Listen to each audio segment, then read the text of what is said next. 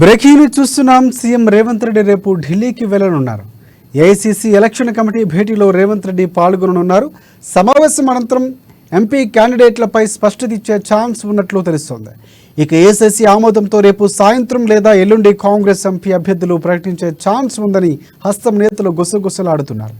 Parliament ఎన్నికల నేపథ్యంలో ఇప్పటికే బీజేపీ 9 మందిని, బీఆర్ఎస్ 4 ఎంపీ క్యాండిడేట్లను విడుదల చేసిన సమ్మతం తెలిసిందే. ఇక కాంగ్రెస్ కూడా దూకుడు పెంచింది. ఇక ఈ నేపథ్యంలో కాంగ్రెస్ ఎంపీ అభ్యర్థులుగా ఎవరిని ప్రకటిస్తారనే దానిపై ఉత్కంఠ నెలకొంది.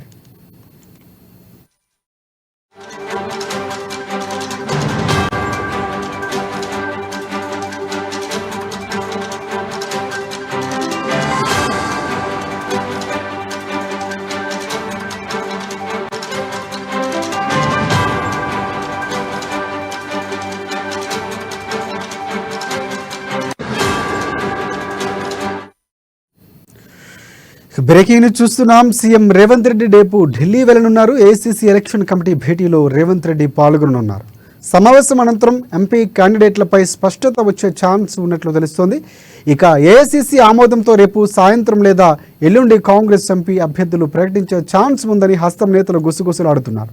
పార్లమెంట్ ఎన్నికల నేపథ్యంలో ఇప్పటికే బీజేపీ 9 మందిని, బీఆర్ఎస్ 4 ఎంపీ క్యాండిడేట్లను విడుదల చేసిన నేతృత్వంలో ఇక కాంగ్రెస్ కూడా దూకుడు పెంచింది. ఈ నేపథ్యంలో కాంగ్రెస్ ఎంపీ అభ్యర్థులుగా ఎవరిని ప్రకటిస్తారనే దానిపై ఉత్కంఠ కొనసాగుతుంది.